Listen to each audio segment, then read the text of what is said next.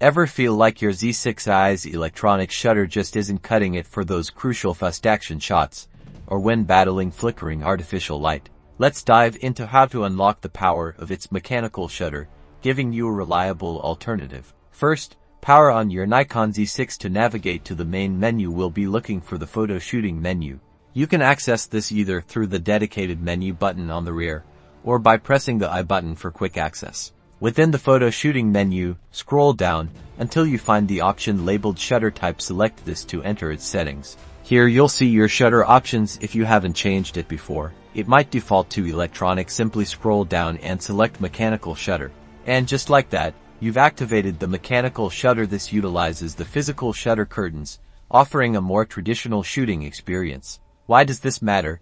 The mechanical shutter is your best friend for freezing fast motion, without the dreaded rolling shutter effect you can sometimes get with electronic shutters, especially under certain lighting conditions. So, next time you're shooting sports, wildlife, or anything that moves quickly, or if you're dealing with flickering lights, remember to switch to your trusty mechanical shutter.